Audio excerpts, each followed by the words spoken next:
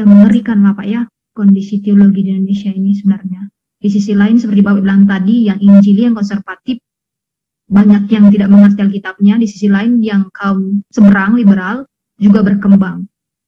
Jadi ya itulah masalah teologi di Indonesia saat ini yang kita lihat. Nah, tapi kan Pak, jika kita lihat kan sudah ratusan STT yang juga sudah menghasilkan dokter dan juga master-master. Bukankah itu suatu tanda-tanda kemajuan Pak di sisi kekurangan mereka? Bisa dikatakan begitu. Karena apa? Misalnya ya, waktu saya melihat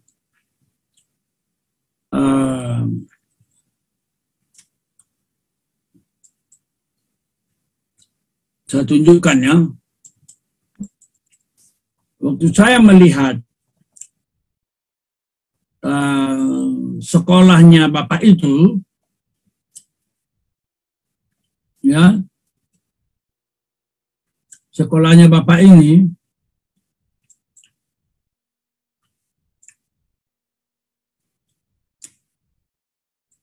kelihatan nggak? Belum, Pak.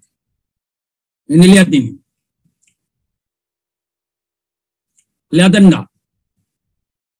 Sudah, Pak.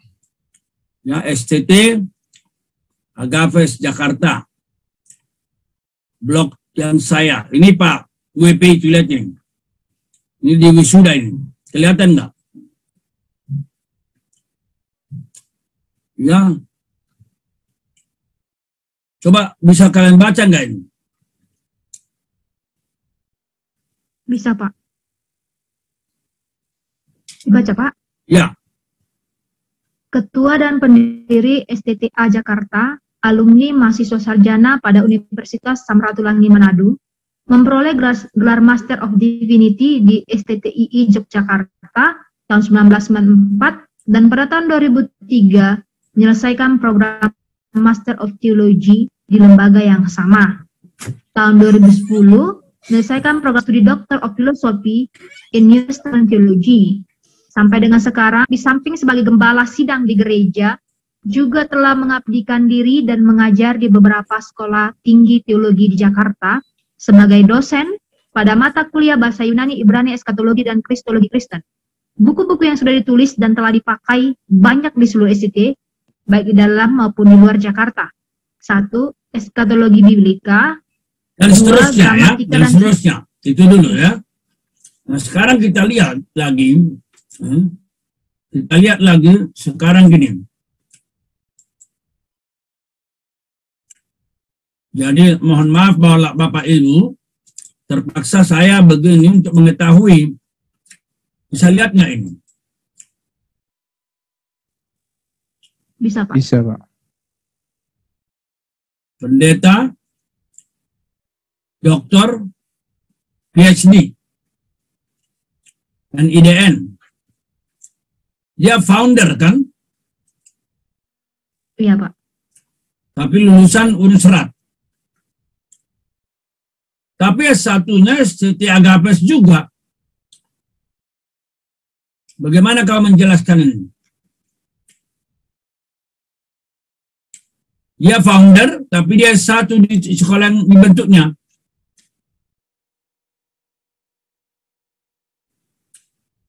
Pak Salomo gimana ini kira-kira? Ya perlu dipertanyakan sih menurut saya. Nggak, maksud saya bisa dipahami nggak ini? Dia mendirikan STT Agapes, tapi kemudian dia lulus dari STT Agapes. Kira-kira logikanya gimana? Ya, Marita? Nggak masuk di akal Pak. Jadi kalau dia pendiri, dia lulus dari situ, berarti sekolahnya untuk dia gitu. Iya kan? Dan dia artinya, ini dokter kan? Dokter Marbun, lihat dari mana nih? STT mana? Ada 3 itu Pak. Ini nih, Sekolah Tinggi Teologi Ekumene Jakarta, nggak kelihatan? Iya Pak, ada. Ya. Lalu ini dokter lagi. Dokter Riberi Al-Rubo MTH. Dari mana dokternya? Ekumene, Pak. Ekumene. Dan memang kan Ekumene ini menghasilkan banyak dokter kan tiap tahun. Ini dokter. Dari mana dokternya? Ekumene juga, Pak. Nah, jadi kan menguntungkan kan? Kalau bilang tadi kemajuan kan? Lalu ini MTH. Dari mana? Agapes. Agapes. Nah, karena dia udah punya banyak dokter, dia bisa bikin S2. Bahkan udah ada S3 sekarang. Ini MTH. Dari mana? Agapes. Nah, ini dari mana? Agapes juga. Ya. Jadi kalau lihat semua ini, Agapes juga.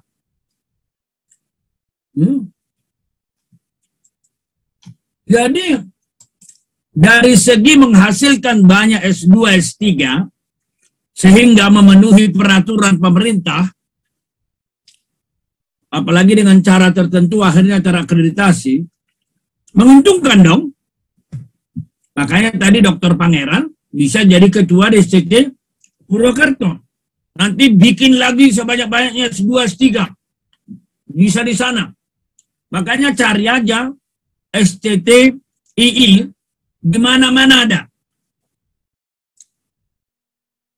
Nah itu menguntungkan kan dari segi jumlah. Tapi dari segi mutu, nah di sini kekosongan itu.